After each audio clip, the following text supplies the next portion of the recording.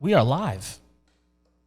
This is the Rich and Angel Show. Welcome back. Welcome back, everybody. Welcome to the Rich and Angel Show, episode 2.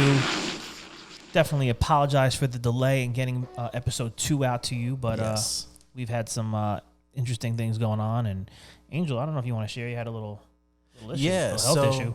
A big part of the reason that we were kind of recycling content for a little while is because some of you might know I have epilepsy.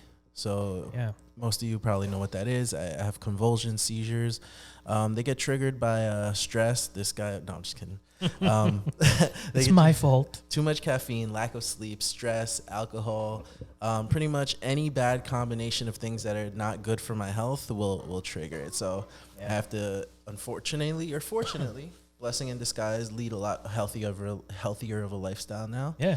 And just get back rolling. Yeah. So I got a whole week off. You know, Rick was gracious enough to do that. Of course, bro. And no health, no nothing. Exactly. So we're happy you're back. We're happy you're feeling good. Yep. And I'm rolling. We're rolling. So let's kick off this show because it's been an interesting couple of weeks.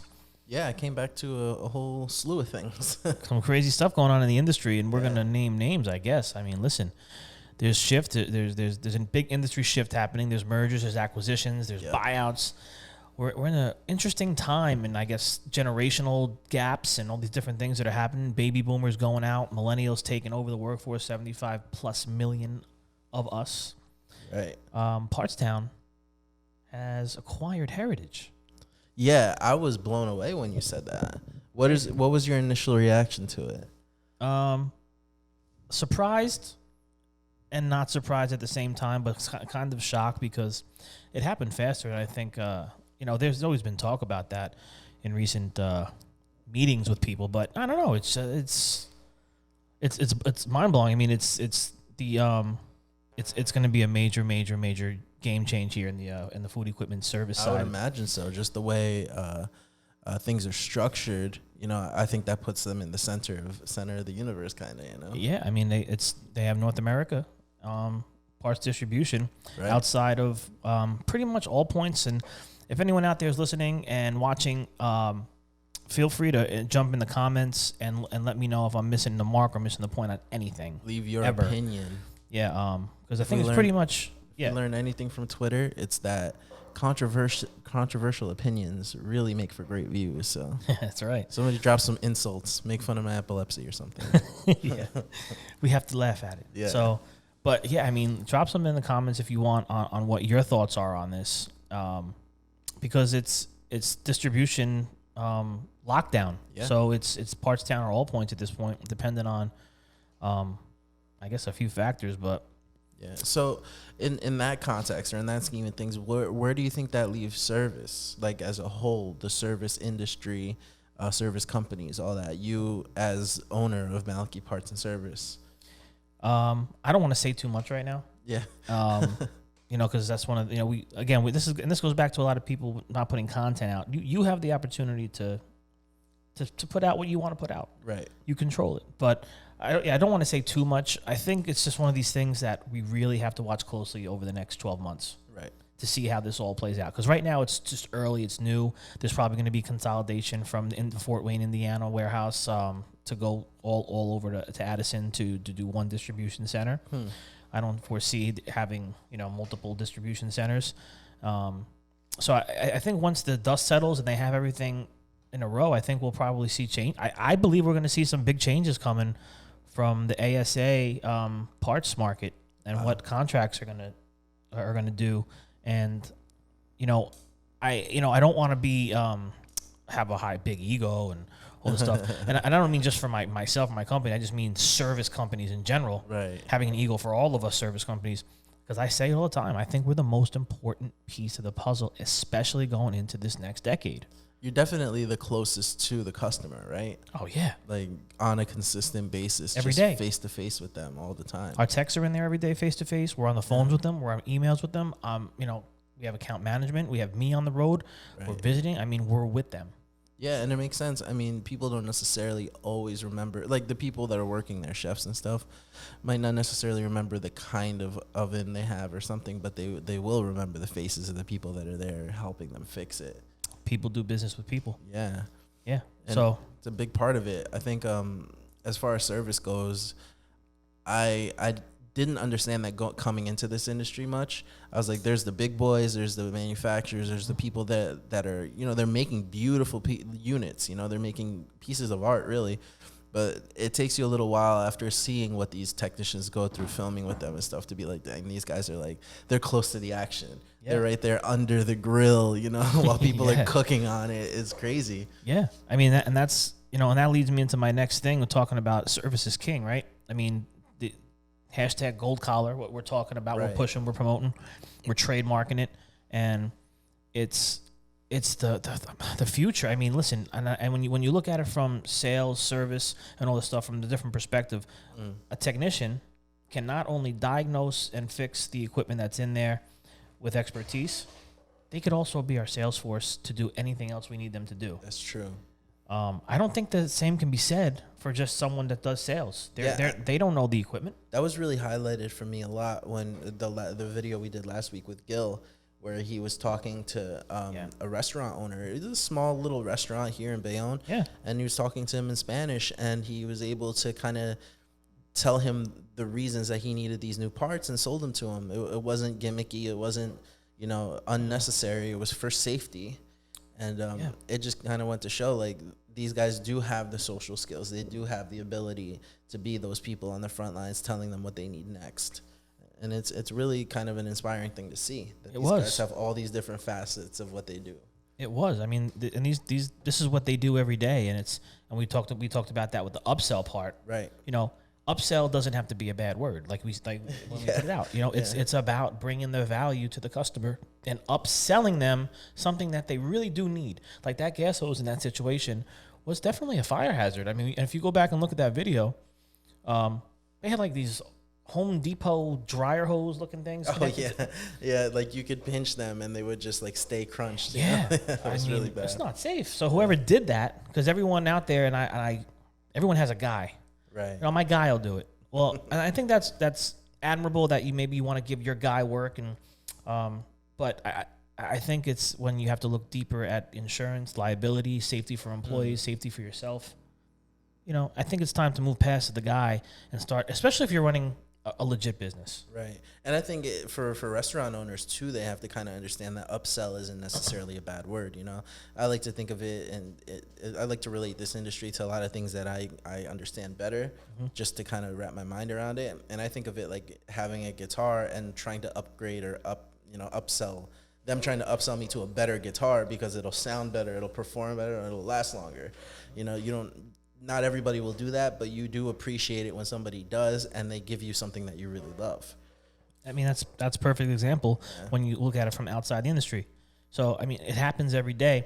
Right. And it's, you know, and I say this all the time, it's not our customer's job to you know, give us information or tell. It's our job to give them information. We're not, they don't need to get a phone call, spam. They, you know, we have to give them this information. Right. That's part of what they're paying for. Yeah.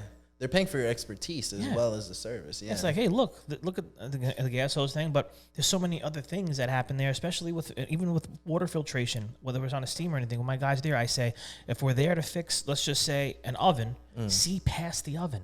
Right. Go look at the ice machine. Look at the steamer. Is there filtration up to date? A lot of times there's dates on them. Sometimes you see these things 1-2 years out, and you're wondering why, you know, your steamer's is breaking down. I mean, these things need to be tended to, and that's what we're here for. And that's why service is king for me at the end of the day. And talking about these mergers and acquisitions, I think service is poised to win the next decade and beyond, quite honestly. Right. Yeah, no, I totally can't wait to see how it plays out. Me too. I'm interested just as a marketer to see what's going to kind of rise to the top a little bit, you know? Yeah, and I'm interested to see how it plays out too, because for us here, and I don't know what anyone else is doing, again, get in the comments, please get active and conversate with us. Yeah. I would love to know what your strategies are for the next decade. I mean, 2020 is coming. Yeah. It's a new decade. This is new beginnings. This is new everything. For us here, there's new strategies going down. Oh, yeah. I mean, big time. I mean, just the way that kind of Partstown and Heritage as well have just been so kind of supportive of the things that we're trying to do. Yeah. You know, and just being one of the main sponsors really for the Fed conference. Boom, which we're going to talk about right now. Yeah, to me it was surprising in the best way possible. Yeah. Like, man, these people really believe in what we're doing, and so I can't wait to see it all unravel. Wait to see, you know, everything happen, and it's just gonna be cool. You said you said there were some updates that we should talk about, We right? should definitely talk about the Fed conference updates. If you've made it this far to the video, listen to me. Listen to what we're about to tell you. If you're part of the Fed conference, you're gonna want to know. If you're not part, you're gonna want to know, and you're gonna say, "I'm going to get my tickets," because this is.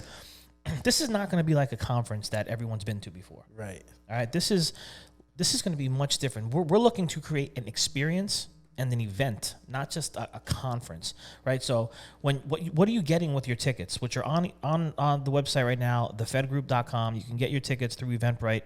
They're $4.99. What are you getting?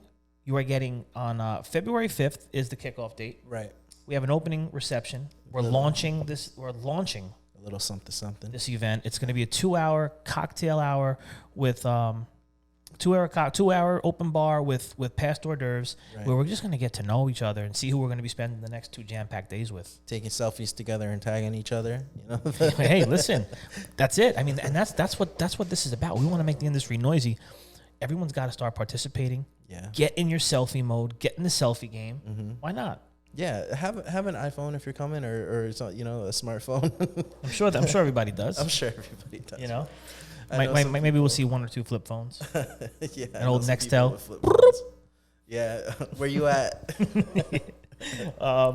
And so that'll kick it off. And then Thursday, February 6th, we start off with a beautiful breakfast buffet and ease into the morning. Breakfast.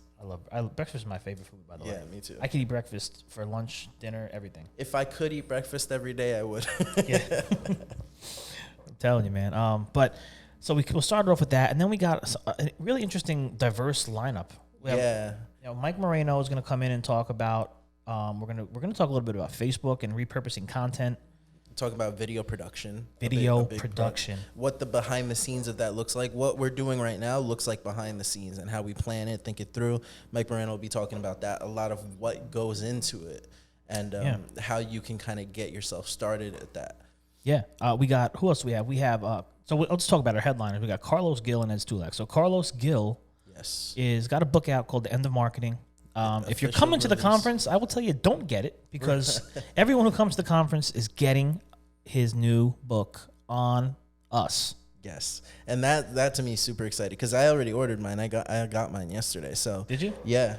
I'm just skimming. I'm skimming through it. I'm not gonna look at it until we all get it together. No, you should bring it in. Let's check it out. Yeah. All right. I will. We'll do a little book review or something. I'm interested to see it. Yeah. That'll be fun. So yeah, and he's going to be talking about humanizing your brand, which we talk about a lot here. Yes. And which is inspired a lot by him, you know. It is. He has inspired a lot of the stuff that I do, that he does. Yeah.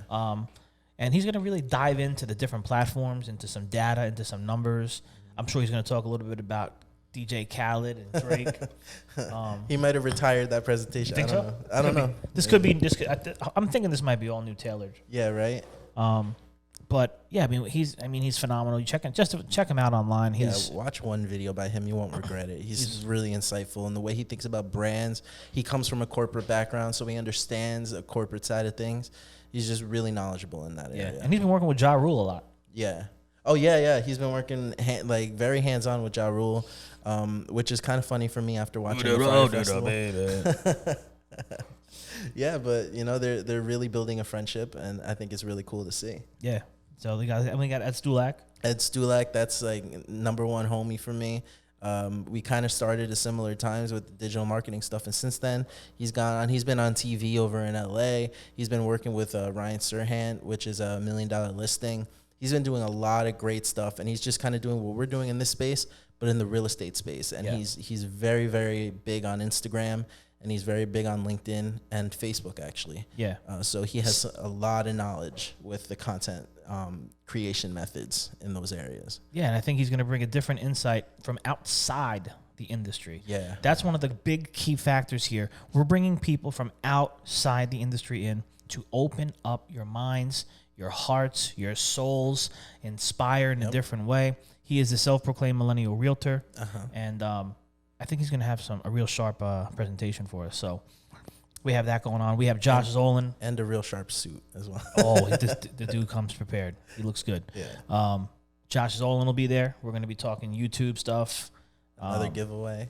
And we're going to have his book for everybody. Blue is the New White. So if you haven't got it, hang tight. We got one coming again on us. Yeah. So he'll be there.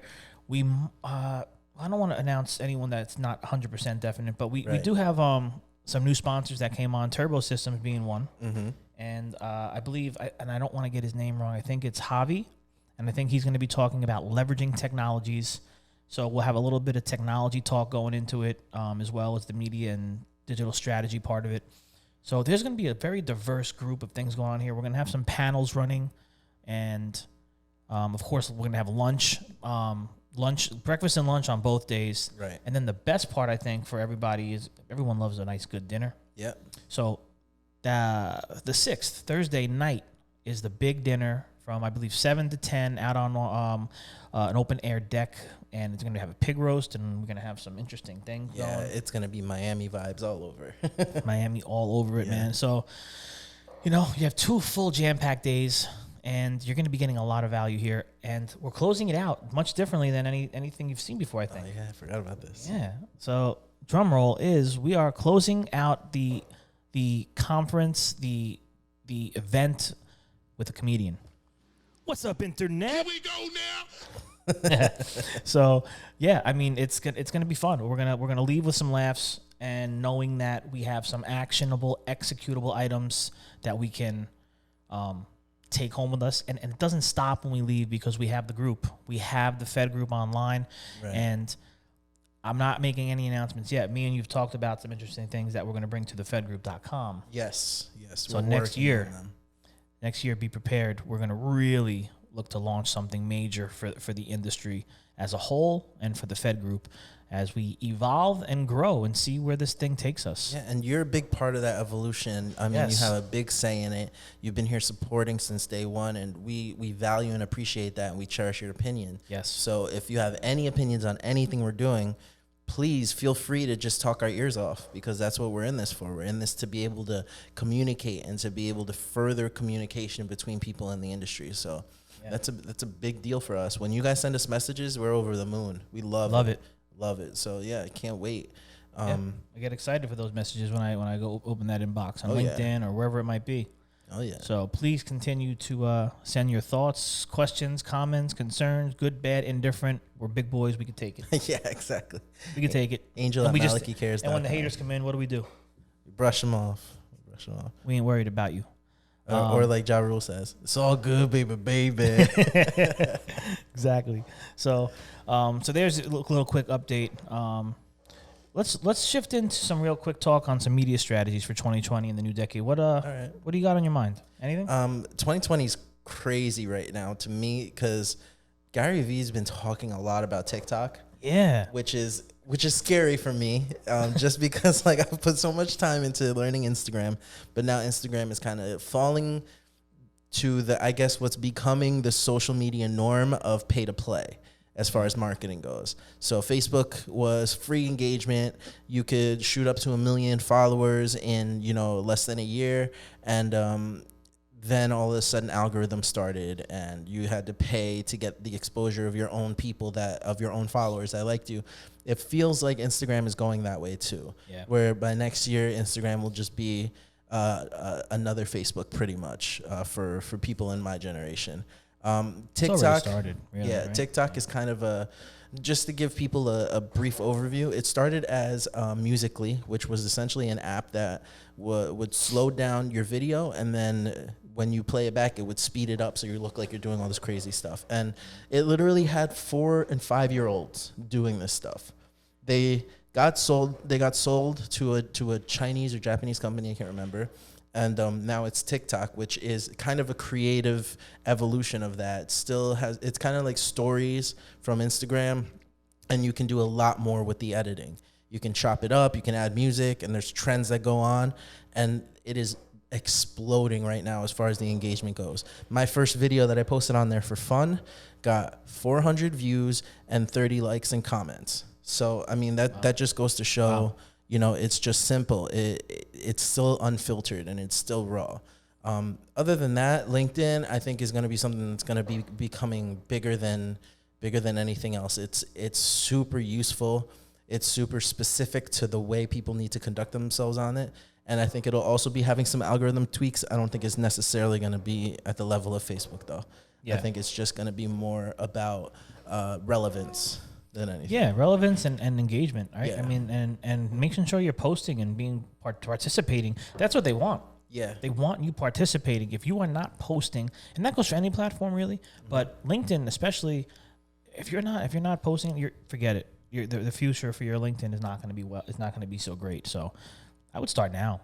Yeah. Putting up something, video, written, audio, whatever you got, just throw it up, put your thoughts out there and just be real. And yeah. And I want to give a bonus tip because I feel like this has been happening a lot, specifically with this industry. Linking your post to anything outside of the platform that you're posting on will greatly devalue your post to that platform. So if you're posting on Facebook and every time you post, you're putting a link to thefedgroup.com or to your YouTube or something, that post is not going to do anywhere near as good as anything else. Because think about it like a business. Facebook is a business. They need to make money. How do they make money? People stay on the website. Yep. They stay on the app. They don't want anyone to leave. Yeah, so if you're posting a link, taking them away from that app, of course they're not going to incentivize that. They have to sell their ad space, and people have to see that. So just think about that next time you're creating or posting. Don't just build for that specific platform and let people be entertained there. Yeah, 100%. I mean, and then just talking about strategy. If you're out there and you've been watching us, we're getting ready to launch MalachiDigital.com, which is going to be a resource, not a replacement for your marketing team, whether you're a service business, a rep, a dealer, a manufacturer, a consultant. I don't care where you land in the industry. Even if you're a restaurant, give us a call. Yeah. But the strategy for this next decade coming up, I think, is just going to be, again, the things we talk about: consistency, genuine. These are all things other people are talking about, but really, really diving into your team and diving into the work that's going on and portraying it and showing it as much or as little as you want people to see. You have control, and sitting down with your team or if you call Malachi Digital and actually being deliberate with the post that you're putting out. With your story. Yeah, being deliberate with your story and not letting up from the message. And don't worry about being redundant, because redundancy is going to win in the long term, because you are who you are. Your company is who your company is. Right. And if you post one video, it doesn't mean everybody saw it. No. You have to post more, time after time after time to get across one message. I can't tell you. I repost videos all the time. Yeah. And so many people comment on it like they saw it for the first time, because they did see it for the first time. Other people might be seeing it and saying, "Oh, I saw this already." Yep. And they bypass it. But there's new people commenting every time I repost something. Yeah. Because it's not being seen every time. And it doesn't even matter how big your following is, because think about it. I mean, I follow The Rock. I don't see every one of his posts. Yeah, exactly. This doesn't come up all the time. Exactly. So you got to continue to put stuff out, repurpose it, revisit things. Sometimes it'll work, sometimes it won't. This is everything's a test. So there is no right or wrong. There is no, too much of this or too much of that. Just put it out. Yep. Stop overthinking it. Exactly.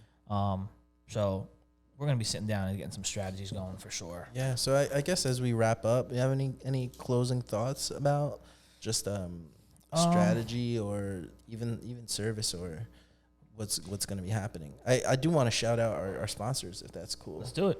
All right. So Parstown and Heritage, thank you so much for being the platinum sponsors. Then our gold sponsors, Turbo Systems and Techtown.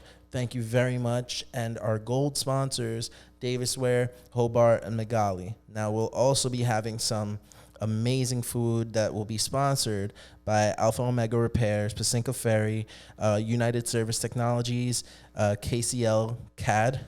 Yep. Kochman Associates. Yes. And we do have more of those available, which I'll be reaching out. Yeah.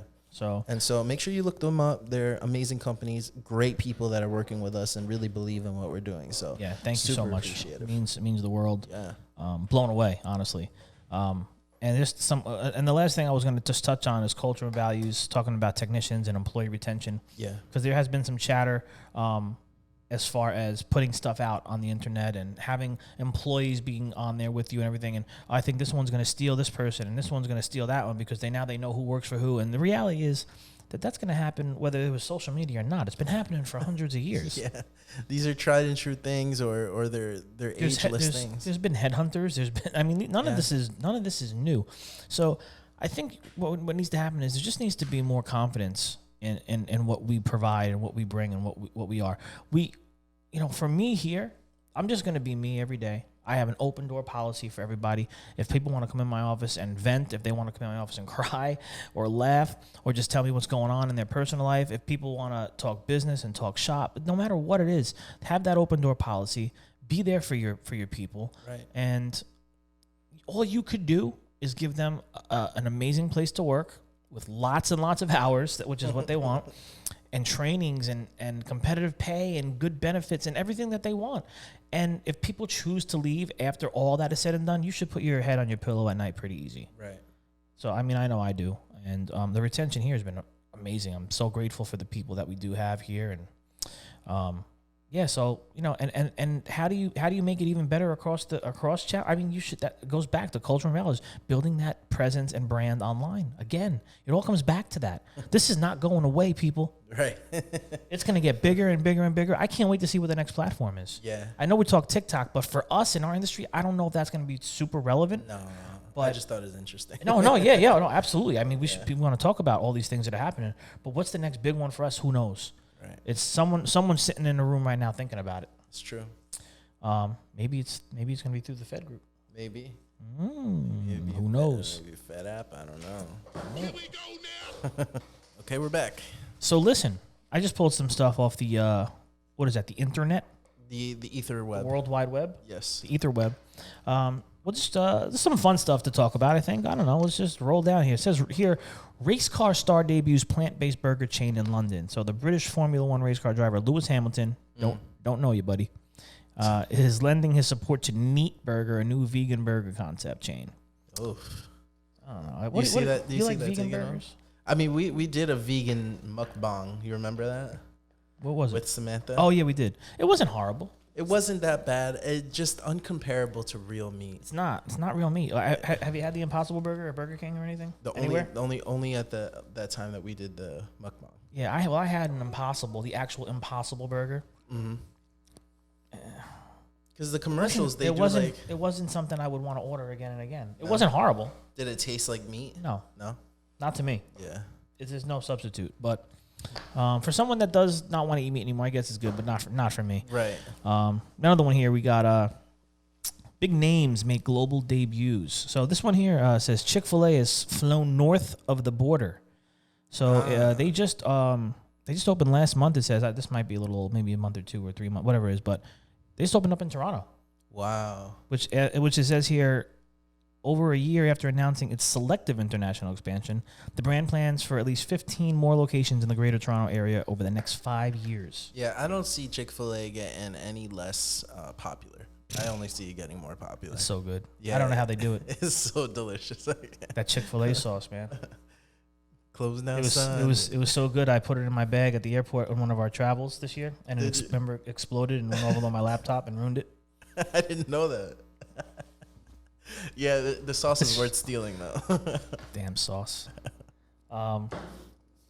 Kitchen design. I print this out because I love Firehouse, man. Oh, that's right. I wish there was one closer. Kitchen design. Firehouse subs, restaurant of the future. They're redesigning the way they have their whole restaurant, all their store set up. So the menus and everything is going to kind of be like I looked at the picture. If you could look it up online, you could see like the new menus or everything's going to look different. But just don't change the subs. That's all. Just don't change those subs, man. Yeah, and I always had like a cool affinity for them because you would go in, and as soon as you would walk in the door, everybody in the staff would say, "Welcome to Firehouse." They just yell at you, and you'd get scared, which I kind of liked. I thought that was a cool vibe. But They seem to be pretty innovative, so it'll be fun to see what they come up with. Yeah, so those are the things I just want to throw out. And also back to this other one, we're talking about big names that are in invested in restaurant chains.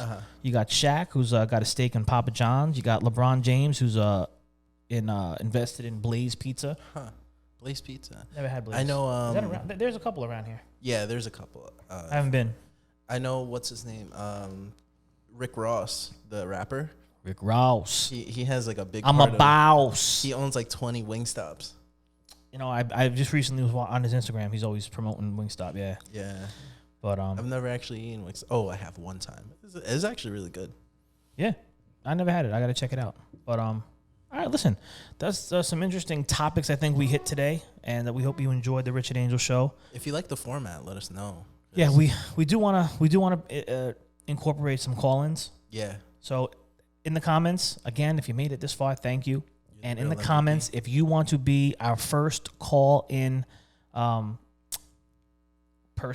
guest, our first call-in guest on the next Rich and Angel show, get in the comments and we will reach out to you. Leave your email and we'll reach out and we'll call you and it'll be part of the friggin' Rich and Angel show. The friggin' maybe we'll change the name to that. That's what it is. The friggin' Rich and Angel show. So that's it. We're taking it down. I appreciate you all. We'll see you on the next one. See you on the next one. Peace.